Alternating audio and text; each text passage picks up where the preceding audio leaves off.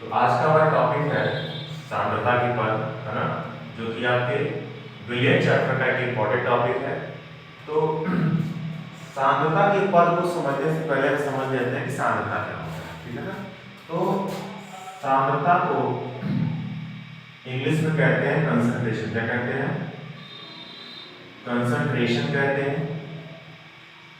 और सांद्रता का अगर हम एक कॉमन वर्ड यूज करें इसके लिए तो इसका मतलब होता है गाढ़ापन। क्या होता है? गाढ़ापन। अब आइए एक एग्जांपल लेके समझते हैं पहले सांद्रता होता है, ठीक है ना। तो हमने क्या किया, यहाँ पे दो लिया ग्लास, ठीक है ना, दो ग्लास लिया हमने और दोनों ग्लासों में लिया हमने विलियन। अच्छा, विलियन किसका? इसमें हमने लिया है 10 ml वाटर लिया हमने, ठीक है, 10 ml लिया पानी और 8 ग्राम चीनी लिया है, यानी 8 ग्राम शक्कर लिया हमने, ठीक है। अच्छा, और यहां पे हमने लिया 10 ml वाटर और 5 ग्राम चीनी लिया। कितना लिया है? 5 ग्राम चीनी लिया हमने, ठीक है। दोनों क्या है? जल, यानी पानी और शक्कर का ये मिश्रण है, पानी और शक्कर का ये भी मिश्रण है। अंतर क्या है? यहाँ पे 8 ग्राम चीनी है और यहाँ पे बस 5 ग्राम चीनी है और वाटर की क्वांटिटी दोनों में क्या है? इक्वल है।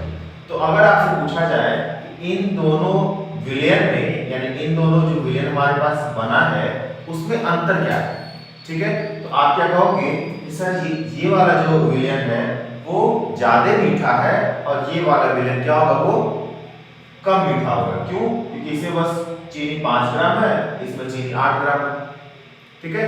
लेकिन अगर ऐसे देखा जाए तो क्या होगा? एक वर्ड और भी यहाँ पे हम यूज कर सकते हैं कि ये वाला विलयन और ये वाला विलयन, ये वाला विलयन क्या होगा? ज्यादा गाढ़ा होगा। क्या होगा?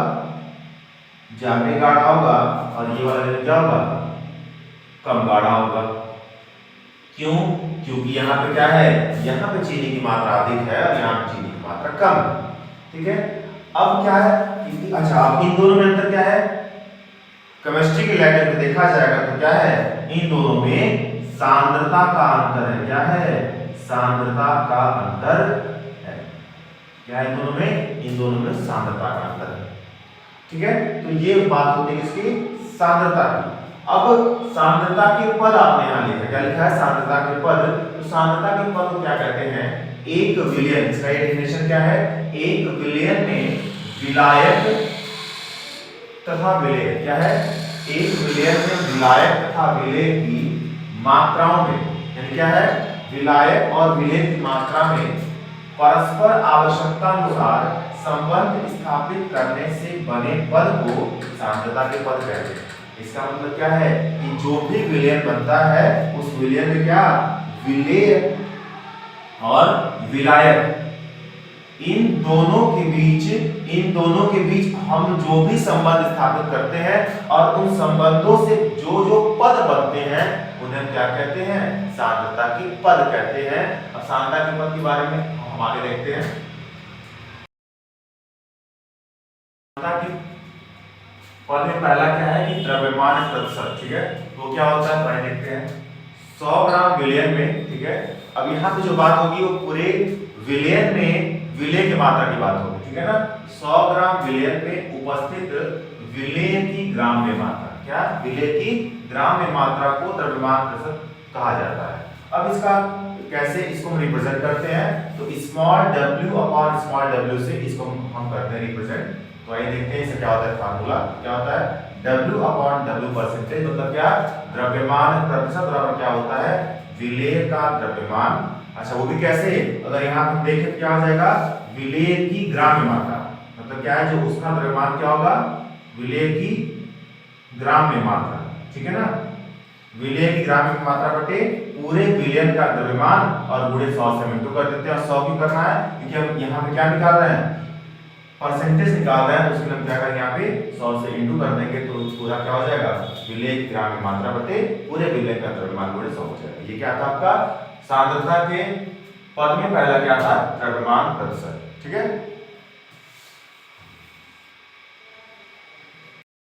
हाँ, तो हमारा नेक्स्ट क्या है? नेक्स्ट हमारा है आयतन प्रतिशत। हमने क्या पढ़ा? पहला हमने पढ़ा द्रव्यमान प्रतिशत, जो कि सांद्रता के पद में है ना। तो दूसरा क्या है? दूसरा है आयतन प्रतिशत। तो इसका डेफिनेशन क्या है? इंग्लिश में क्या बोलते हैं? वॉल्यूम परसेंटेज कहते हैं। क्या कहते हैं इसको? वॉल्यूम परसेंटेज कहते हैं। इसका डेफिनेशन क्या होगा? देखो, अब बात किसकी हो रही है? बात हो रही है आयतन की, वॉल्यूम की। ठीक है, तो हम क्या लेंगे? 100 इकाई आयतन विलयन, यानी कि जो विलयन है उसको हमने कितना लिया है? 100 इकाई। यानी यहाँ पे जो विलयन का मेजरमेंट है वो कितना है? 100 इकाई आयतन विलयन में उपस्थित विलय के इकाई आयतनों की संख्या। यानी कि अगर 100 इकाई जो आयतन है अगर वो विलयन का है, तो उस विलयन में उस विलय के कितने इकाई आयतन है ना, कि जो संख्या होती है उसी को हम आयतन प्रतिशत कहते हैं। तो इसका क्या हो जाएगा डेफिनेशन? अच्छा, इसको रिप्रेजेंट कैसे करते हैं? इसको हम small v by small b percentage से रिप्रेजेंट करते हैं। क्या? Small v by small b percentage से रिप्रेजेंट करते हैं। इसका डेफिनेशन, इसका फार्मूला क्या हो जाएगा? आयतन प्रतिशत बराबर विलय का आयतन, है ना। यानी इस पूरे विलयन में अगर ये हम ले ले विलयन, तो इस पूरे विलयन में विलय का कितना आयतन है? ठीक है, विलय का आयतन जो होगा, ठीक है ना, उसको हम यहाँ ऊपर रखेंगे, तो विलय का आयतन, और उसके बाद से टोटल विलयन यानी जो पूरा विलयन है उस विलयन का आयतन हम नीचे रखेंगे और 100 से इंटू कर देंगे। हमें क्या निकल जाएगा? हमारा आयतन प्रतिशत निकल जाएगा। ठीक है, ये बेहद ही एक इंपॉर्टेंट डेफिनेशन है ना, जो कि सांद्रता के पद में ही आता है। क्या कहते हैं इसको? मोलरता, है ना। इंग्लिश में इसको क्या बोलते हैं? इंग्लिश में बोलते हैं इसको मोलैरिटी बोलते हैं, और इसे हम कैपिटल M से रिप्रेजेंट करते हैं। इसे कैपिटल M से रिप्रेजेंट करते हैं। तो आइए इसका डेफिनेशन देखते हैं। किसी निश्चित ताप पर, है ना, टेम्परेचर क्या रहेगा? टेम्परेचर हमारा कांस्टेंट रहेगा। क्या रहेगा? Temperature constant. ठीक है, किसी निश्चित ताप पर प्रति लीटर विलयन, है ना, किसी निश्चित ताप पर प्रति लीटर विलयन में घुलित विलेय पदार्थ के मोलों की संख्या। अच्छा, किसकी बात कर रहा है? विलेय पदार्थ, है ना। पहले क्या बोला? विलयन, और उस विलयन में उपस्थित विलेय पदार्थ के मोलों की संख्या को उस ताप पर विलयन की मोलरता कहते हैं, है ना। ध्यान से इसको समझेंगे कि प्रति लीटर विलयन में, यानी कि हर 1 लीटर विलयन में विलेय के जो मोलों की संख्या घुली होगी उसका, तो उसे क्या कहते हैं? उसे ताप पर विलयन की मोलरता कहते हैं। ठीक है, इसका डेफिनेशन क्या है? विलेय के मोलों की संख्या बटे विलयन का आयतन लीटर में। क्या होगा? विलेय के मोलों की संख्या बटे विलयन का आयतन, है ना, किसमें? लीटर में। इसे क्या बोलते हैं? इसे बोलते हैं मोलरता, जो कि कैपिटल M से रिप्रेजेंट की जाती है। सिंपल सा इसका डेफिनेशन है, और ये इसका फार्मूला है। इसी फार्मूले पे बेस हम क्या करेंगे? जब हम क्वेश्चन सॉल्व करेंगे, न्यूमेरिकल सॉल्व करेंगे, तो इस फार्मूले पे बेस हम न्यूमेरिकल सॉल्व करेंगे। नेक्स्ट है सांद्रता के पद में मोलरता।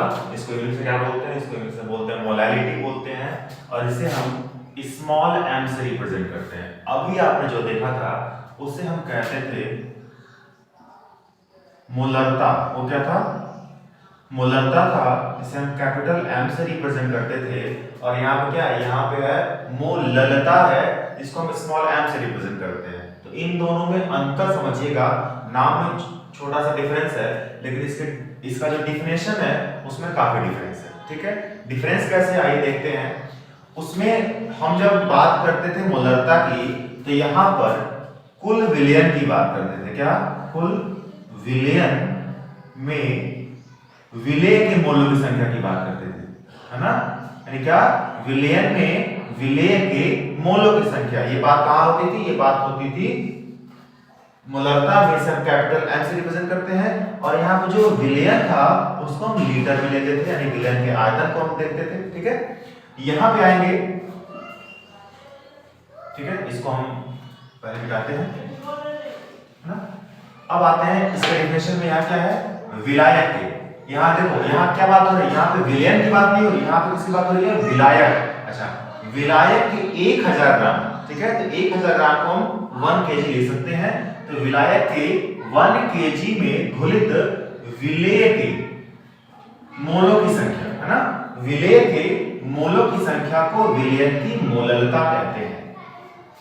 ध्यान देंगे, यहाँ पे बात हो रही है विलायक के 1 kg की, ठीक है। तो 1 kg विलायक में विलेय के जितने मोलों की संख्या होगी, है ना, जितने मोलों की संख्या होगी वह क्या होगी, विलयन की, उसी को क्या बोलेंगे, विलयन की मोललता बोलेंगे। इसका फॉर्मूला क्या हो जाएगा, अच्छा इसको क्या करता है, स्मॉल m से रिप्रेजेंट करता है, तो यहाँ स्मॉल m लिखते हैं, विलेय के मोलों की संख्या, ठीक है, और बटे क्या हो जाएगा, विलायक का द्रव्यमान, वो भी किसमें, केजी में। यहाँ बात किसमें करेंगे, यहाँ हम बात करेंगे किलोग्राम में, ठीक है। तो इसे हम कैसे ले सकते हैं, इसे क्या करते हैं, स्मॉल m से रिप्रेजेंट करते हैं, विलेय की मोलों की संख्या को हम स्मॉल n से रिप्रेजेंट करते हैं, और विलायक का द्रव्यमान, तो विलायक का द्रव्यमान यहाँ पे क्या हो जाएगा, यानी कि वेट, यानी हम बोल देंगे W, यानी क्या हो जाएगा, m up is equal to n upon W, क्या हो जाएगा, इसे हम बोलेंगे विलयन की मोललता बोलेंगे। तो आई होप ये डेफिनेशन आपको अच्छे समझ में आया होगा।